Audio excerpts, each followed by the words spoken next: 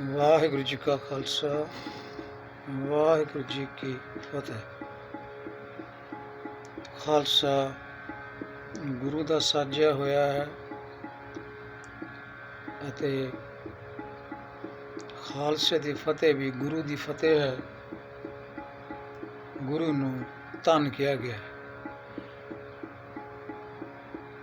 ਰਾਮਕਲੀ ਸੱਧ ਵਿੱਚੋਂ ਇੱਕ ਪੌੜੀ ਦਾ ਕੀਰਤਨ ਹੋਏਗਾ।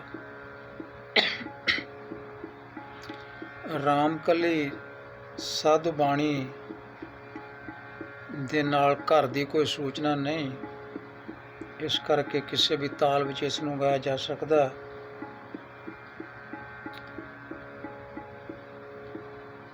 ਇਸ ਬਾਣੀ ਦੀਆਂ 6 ਪੌੜੀਆਂ ਹਨ ਤੇ 5ਵੀਂ ਪੌੜੀ ਜਿਹੜੀ ਹੈ ਇਸ ਦਾ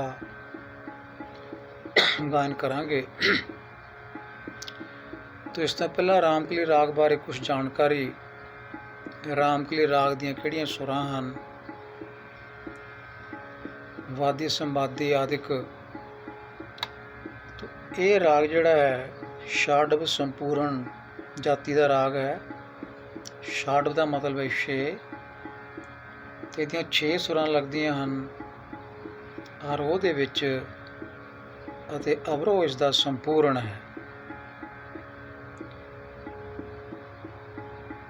ਆਰੋਹ ਵਿੱਚ ਜਿਹੜੀਆਂ 6 ਸੁਰਾਂ ਲੱਗਦੀਆਂ ਹਨ ਉਹਨਾਂ ਵਿੱਚ ਸਾਗਾ ਮਾਂ ਪਾ ਧਾ ਨੀ ਸਾ ਕਰਕੇ ਸੁਰਾਂ ਲੱਗਦੀਆਂ ਹਨ। ਰੇ ਸੁਰ ਜਿਹੜੀ ਵਰਜਿਤ ਹੈ ਆਰੋਹ ਦੇ ਵਿੱਚ। ਜਿਹੜਾ ਅਵਰੋਹ ਹੈ ਸੰਪੂਰਨ ਹੈ। ਰੇ ਧਾ ਕੋਮਲ ਸੁਰਾਂ ਲੱਗਦੀਆਂ ਹਨ। ਨੀ ਦੇ ਦੋਵੇਂ ਰੂਪ ਲੱਗਦੇ ਹਨ ਅਤੇ ਮਾਂ ਤੀਵਰ ਲੱਗਦੀ ਹੈ।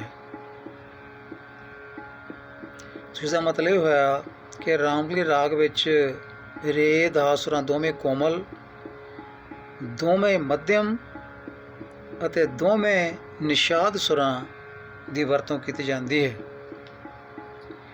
ਸੋ ਇਸ ਰਾਗ ਵਿੱਚ ਪਾ ਤੇ ਰੇ ਵਾਦੀ ਸਮਾਧੀ ਹਨ। ਦਿਨ ਦਾ ਪਹਿਲਾ ਪੈਰ ਇਸ ਨੂੰ ਗਾਉਣ ਦਾ ਮਿੱਥਿਆ ਹੋਇਆ ਹੈ। ਫਿਰ ਵੀ ਵਿਦਵਾਨ ਕਹਿੰਦੇ ਹਨ ਕਿ ਆਤਮਿਕ ਆਨੰਦ ਲੈਣ ਲਈ ਕਿਸੇ ਸਮੇਂ ਵੀ ਤੁਸੀਂ ਰਾਗ ਦੀ ਪ੍ਰੈਕਟਿਸ ਕਰਕੇ ਗਾ ਕੇ ਇਸ ਨੂੰ ਮਾਣ ਸਕਦੇ ਹੋ। ਤੋ ਇਸ ਦਾ ਆਰੋਹ ਜਿਹੜਾ ਹੈ ਇਸ ਤਰ੍ਹਾਂ ਹੋਏਗਾ।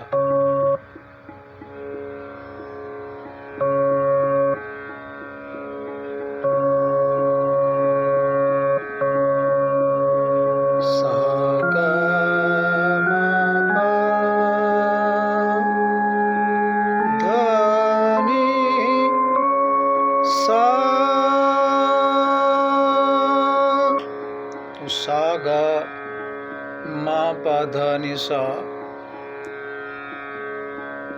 ਮਾਂ ਸੁਰ ਤੇ ਸ਼ੁੱਧ ਹੈ ਆਰੋਹ ਦੇ ਵਿੱਚ, ਜਦੋਂ ਕਿ ਅਵਰੋਹ ਵਿੱਚ ਦੋਵੇਂ ਮੱਧਮ ਲੱਗਦੇ ਹਨ। ਸੋ ਸਾ ਗਾ ਮਾ ਧਾ ਨੀ ਸਾ ਤੇ ਅਵਰੋਹ ਵਿੱਚ ਸਾ ਨੀ ਧਾ ਬਾ ਮਾ ਪਾ ਧਾ ਨੀ ਧਾ ਪਾ ਗਾ ਮਾ ਰੇ ਸਾ। ਤੋ ਇਸ ਤਰ੍ਹਾਂ ਇਹਦਾ ਆਰੋਹ ਤੇ ਅਵਰੋਹ ਕੀਤਾ ਜਾਂਦਾ ਹੈ। ਸ਼ਬਦ ਨੂੰ ਗਾਉਣ ਤੋਂ ਪਹਿਲਾਂ ਇਸ ਦੇ ਸੰਖੇਪ ਪਰ ਸਮਝ ਲਈਏ। ਅੰਤੇ ਸਤਿਗੁਰੂ ਬੋਲਿਆ, ਮੈਂ ਪਿੱਛੇ ਕੀਰਤਨ ਕਰਿਓ ਨਿਰਵਾਣ ਜੀਵ। ਧੰਨ ਗੁਰੂ ਅਮਰਦਾਸ ਸਾਹਿਬ ਪਾਤਸ਼ਾਹ ਜੋਤੀ ਜੋਤ ਸਮਾਉਣ ਸਮੇਂ ਜੋ ਬਚਨ ਕਰਦੇ ਹਨ ਉਹ ਇਸ ਪੌੜੀ ਵਿੱਚ ਦਰਜ ਹਨ।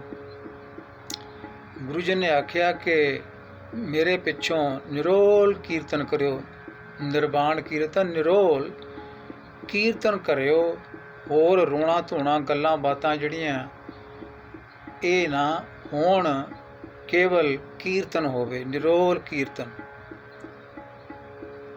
फिर सतगुरु कहण लगे, केशो गोपाल पंडित सद्य हो, हरि हरि कथा पढ़ी पुराण जीव।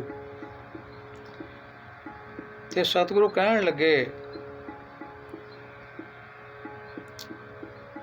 मेरे पिछों ज्योतिओ समाउण तो बाद की करना है, केशो गोपाल दे पंडितां नूं सदना है।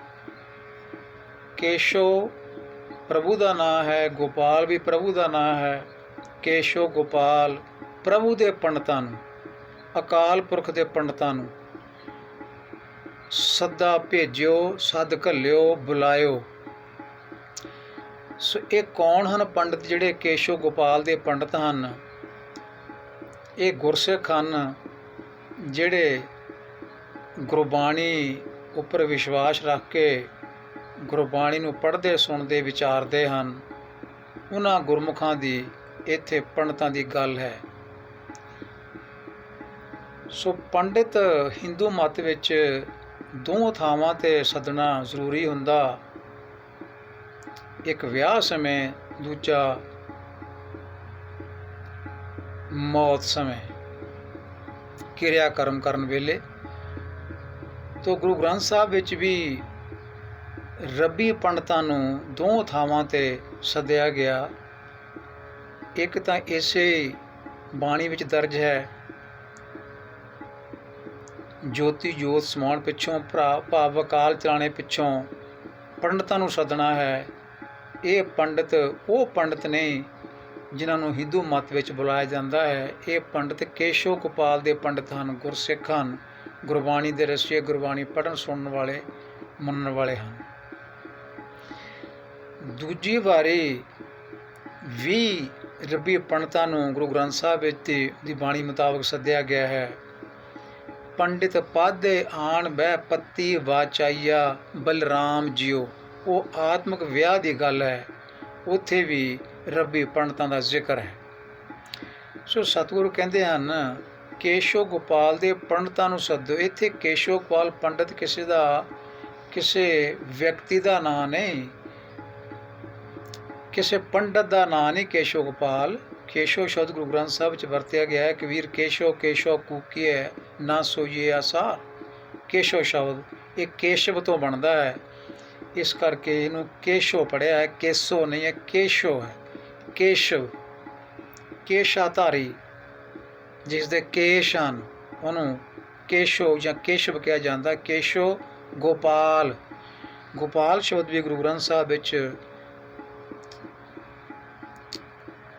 अकाल पुरख वास्ते आया है। मन जापो राम गोपाल, बहुत थावां ते गोपाल शब्द की वरतों है। तो केशो गोपाल दे पंडितां नूं सदना है। सतगुरु पातशाह कहते हैं, किसी पंडित नूं नहीं बुलाउणा जिहड़ा आके कोई गरुड़ पुराण आदि की कथा करे। बुलाउणा है केवल रब्बी पंडितां नूं, गुरसिखां नूं, गुरबाणी दे पढ़न सुनन वालियां नूं, गुरबाणी नूं मनन वालियां नूं। फिर सतगुरु जी कहते हैं, इन्हां पंडितां नूं सद के की कਰਾਂ। सो पंडित शब्द की विचार थोड़ी होर कर लईए। तत्ता जिहड़ा मुक्ता है, गोपाल शब्द लल्ला भी मुक्ता है। जे किसी का नाम हुंदा तो गोपाल लल्ले नूं औंकड़ होना सी। पंडित कोई एक बंदा हुंदा तो तत्ते नूं औंकड़ होना सी। केशो गोपाल पंडित किसी का नाम हुंदा तां, पर इत्थे ये औंकड़ नहीं हैं। गुरबाणी व्याकरण है। गोपाल शब्द जिहड़ा इस संबंध कारक विच है, गोपाल दे, ते पंडित शब्द जिहड़ा है इत्थे बहुवचन शब्द है, तत्ते नूं औंकड़ नहीं है। ते संप्रदान कारक विच है पंडितां नूं। केशो गोपाल दे पंडितां नूं। ਸੱਦਿਓ ਤਾਂ ਆ ਕੇ ਕੀ ਕਰਨਗੇ ਉਹ ਹਰੀ ਹਰੀ ਕਥਾ ਪੜ੍ਹੀ ਪੁਰਾਣ ਜੀਵ। ਉਹ ਕੋਈ ਆ ਕੇ ਕਿਸੇ ਪੁਰਾਣ ਦੀ ਕਥਾ ਨਹੀਂ ਕਰਨਗੇ, ਕਿਸੇ ਜਿਵੇਂ ਗਰੁੜ ਪੁਰਾਣ ਦੀ ਕਥਾ ਹਿੰਦੂ ਮਤ 'ਚ ਕੀਤੀ ਜਾਂਦੀ ਹੈ, ਇਸ ਤਰ੍ਹਾਂ ਦਾ ਕੋਈ ਕਰਮ ਨਹੀਂ ਕਰਨਗੇ। ਇਹ ਰੱਬੀ ਜੋ ਪੰਡਿਤ ਹਨ ਕੇਸ਼ਵ ਗੋਪਾਲ ਦੇ, ਉਹ ਕੀ ਕਰਨਗੇ ਆ ਕੇ, ਉਹ ਕੇਵਲ ਹਰੀ ਹਰੀ ਕਥਾ ਜਿਹੜਾ ਕੀਰਤਨ ਕਰਨਾ ਹੈ, ਇਹ ਹਰੀ ਦੀ ਕਥਾ ਹੀ ਹੈ। ਇਹ ਕਹਾਣੀਆਂ ਹਨ, ਹਰੀ ਕੀਆਂ ਕਥਾ ਕਹਾਣੀਆਂ ਗੁਰਮੀਤ ਸੁਣਾਈਆਂ। ਤੋ ਹਰੀ ਨਾਮ ਦੀ ਕਥਾ ਭਾਵ ਕੀਰਤਨ ਤੇ ਪਰਮੇਸ਼ਰ ਦੀਆਂ ਗੱਲਾਂ ਇਹੋ ਹੀ ਆ ਕੇ ਕਰਨ, ਇਹੋ ਹੀ ਪੜ੍ਹਨ, ਇਹੋ ਹੀ ਕਰਨ ਤੇ ਪੜ੍ਹੇ ਪੁਰਾਣ ਜੀਓ। ਤੋ ਇਹ ਜਿਹੜਾ ਕੀਰਤਨ ਕਰਨਾ ਹੈ, ਹਰੀ ਹਰੀ ਦੀ ਕਥਾ ਹੈ, ਕੀਰਤਨ ਹੈ, ਨਿਰਵਾਣ ਕੀਰਤਨ ਹੈ, ਇਹੋ ਹੀ ਗੁਰਸਿੱਖਾਂ ਵਾਸਤੇ ਪੁਰਾਣ ਪੜ੍ਹਨਾ ਹੈ, ਕਿਸੇ ਹੋਰ ਪੁਰਾਣ ਦੀ ਲੋੜ ਨਹੀਂ ਹੈ। ਫਿਰ ਸਤਿਗੁਰੂ ਜੀ ਕਹਿੰਦੇ ਹਨ, ਹਰੀ ਕਥਾ ਪੜ੍ਹੀਏ, ਹਰੀ ਨਾਮ ਸੁਣੀਏ।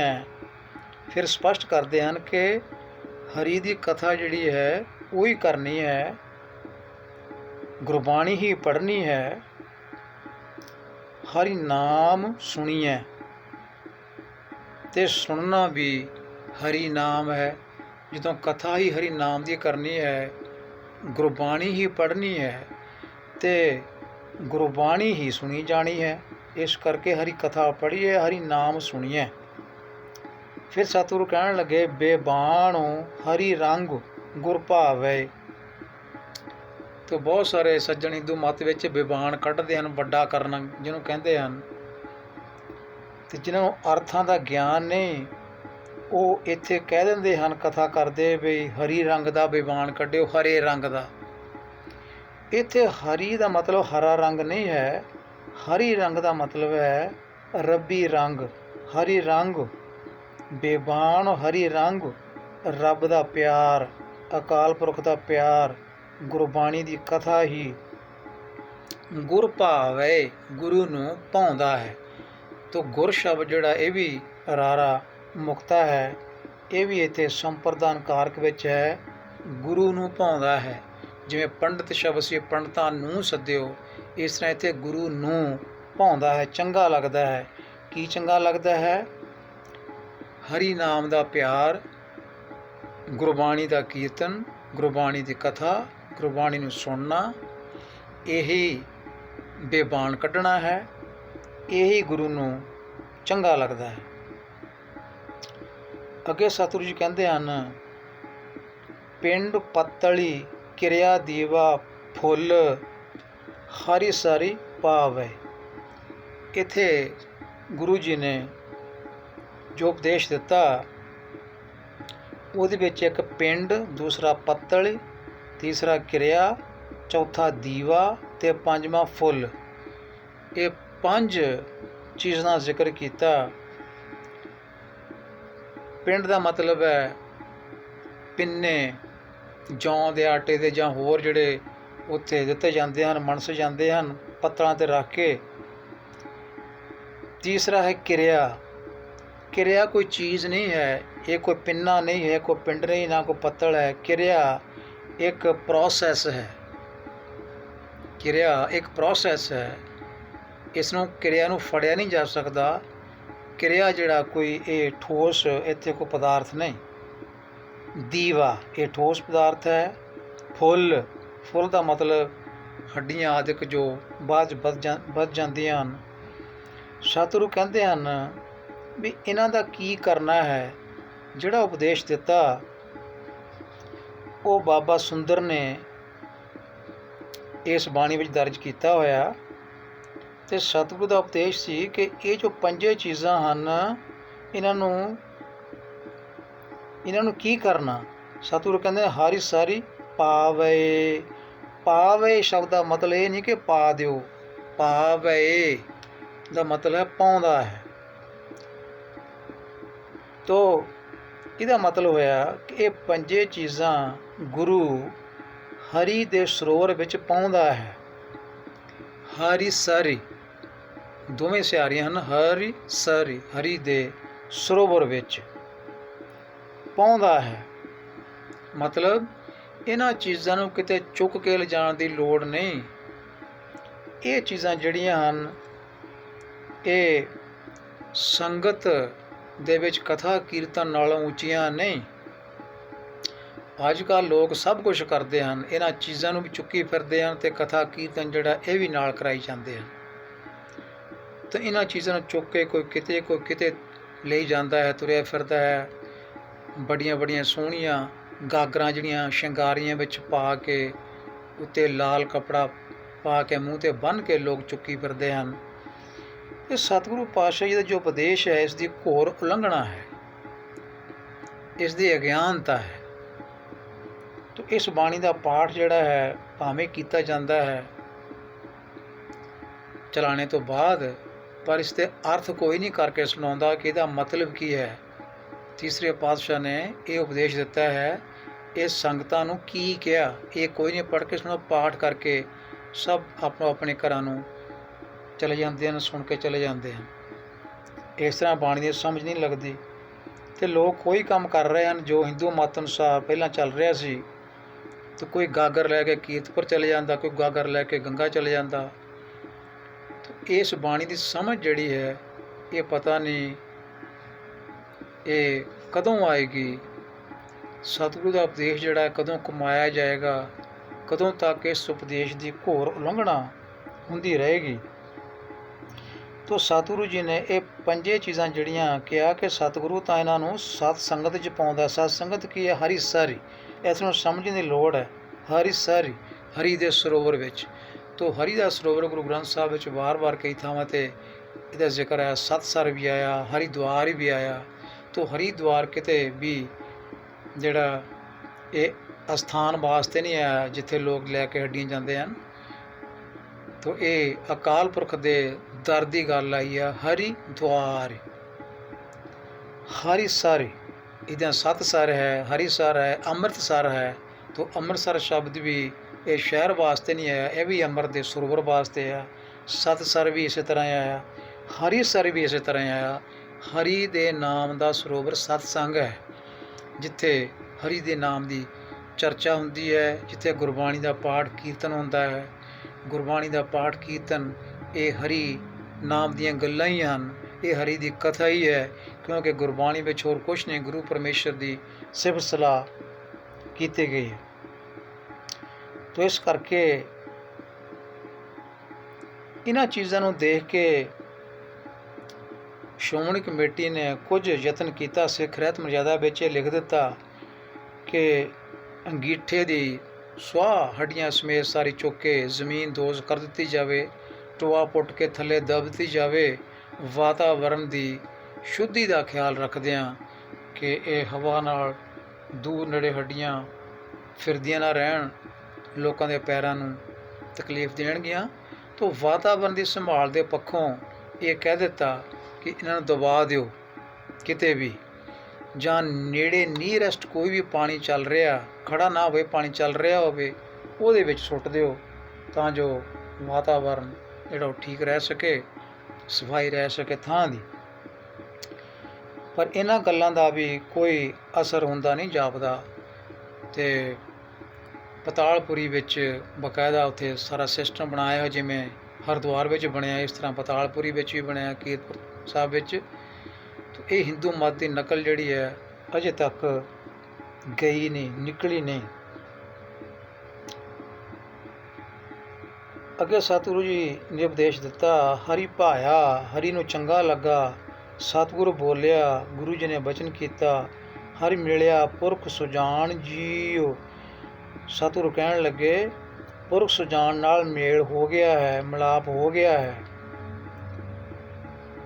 ਰਾਮਦਾਸ ਸੋਢੀ ਤਿਲਕ ਦੀਆ, ਗੁਰ ਸ਼ਬਦ ਸੱਚ ਨਿਸ਼ਾਨ ਜੀਓ। ਰਾਮਦਾਸ ਸੋਢੀ ਤਿਲਕ ਦੀਆ, ਸੋ ਕਿਸ ਨੂੰ ਤਿਲਕ ਦਿੱਤਾ? ਧੰਨ ਗੁਰੂ ਰਾਮਦਾਸ ਪਾਤਸ਼ਾਹ ਜੋ ਬਣੇ ਚੌਥੇ ਸਤਿਗੁਰੂ ਭਾਈ ਜੇਠਾ ਜੀ, ਉਹਨਾਂ ਨੂੰ ਤਿਲਕ ਮਿਲਿਆ ਅਤੇ ਗੁਰੂ ਰਾਮਦਾਸ ਜੀ ਬਣ ਗਏ। ਗੁਰਗੱਦੀ ਦਾ ਤਿਲਕ, ਇਹ ਤਿਲਕ ਕਿਹੜਾ ਸੀ? ਗੁਰ ਸ਼ਬਦ ਸੱਚ ਨਿਸ਼ਾਨ ਜੀਓ।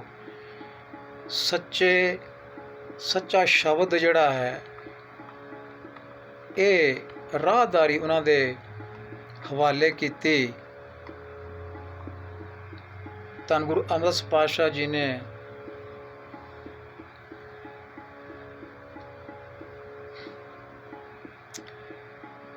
ਜੋ ਗੁਰਿਆਈ ਦਾ ਤਿਲਕ ਦਿੱਤਾ ਉਹ ਕੀ ਸੀ? ਗੁਰੂ ਦਾ ਸ਼ਬਦ ਰੂਪ ਸੱਚੀ ਰਾਹਦਾਰੀ।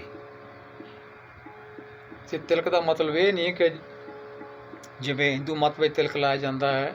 ਗੁਰੂ ਦਾ ਸ਼ਬਦ ਰੂਪ ਸੱਚੀ ਰਾਹਦਾਰੀ, ਇਹ ਬਖਸ਼ਿਸ਼ ਕੀਤੀ, ਗੁਰਬਾਣੀ ਦਾ ਖਜ਼ਾਨਾ ਹਵਾਲੇ ਕੀਤਾ। ਤੋ ਇਸ ਤਰ੍ਹਾਂ ਦੇ ਇਹ ਬਚਨ ਹਨ ਜਿਹੜੇ ਤੀਸਰੇ ਸਤਿਗੁਰੂ ਜੀ ਨੇ ਜੋਤੀ ਜੋਤ ਸਮਾਉਣ ਸਮੇਂ ਕੀਤੇ ਸਨ, ਜਿਨ੍ਹਾਂ ਨੂੰ ਬਾਬਾ ਸੁੰਦਰ ਜੀ ਨੇ ਦਰਜ ਕੀਤਾ ਰਾਮਕਲੀ ਸੱਧ ਵਿੱਚ। ਸੋ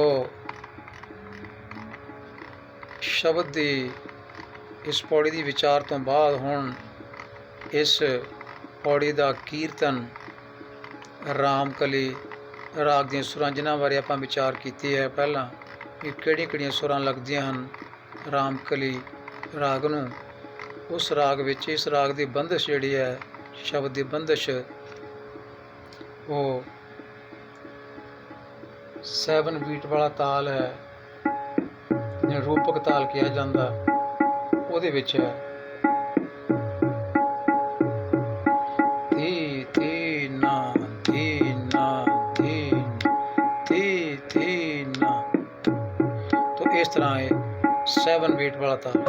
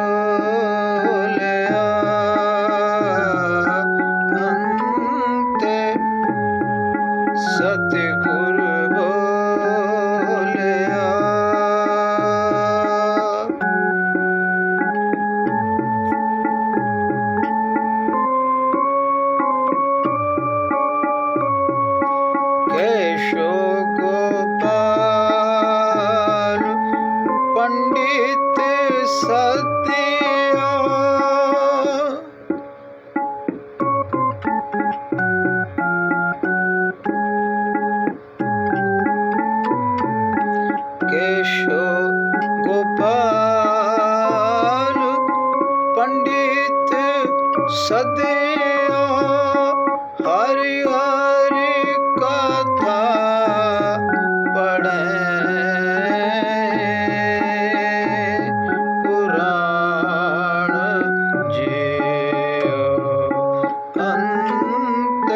ਸਤਿ ਗੁਰ ਬੋਲਿਆ ਅੰਤੇ ਸਤਿਗੁਰ ਬੋਲਿਆ।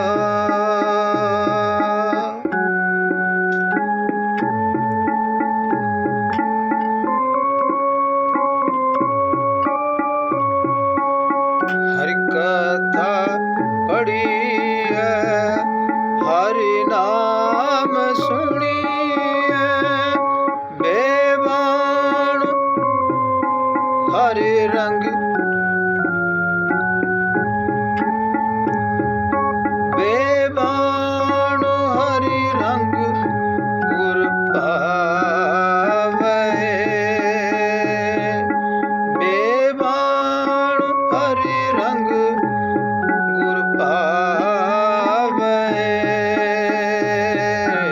ਅੰਤੇ ਸਤਿਗੁਰ ਬੋਲਿਆ ਮੈਂ ਪਿਛੈ ਕੀਰਤਨ ਕਰਿਓ ਨਿਰਵਾਣ ਜੀਉ ਅੰਤੇ ਸਤਿਗੁਰ ਬੋਲਿਆ ਅੰਤੇ ਸਤਿਗੁਰ ਬੋਲਿਆ।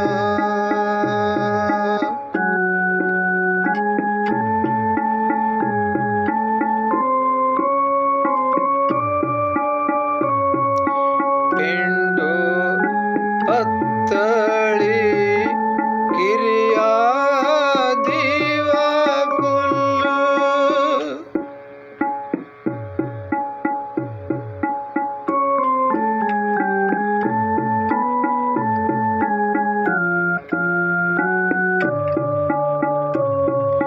ਪਿੰਡੋ ਪੱਤਲੀ ਕਿਰਿਆ ਦੀਵਾ ਫੁੱਲ ਹਰੀ ਸਾਰੀ ਪਾਵੈ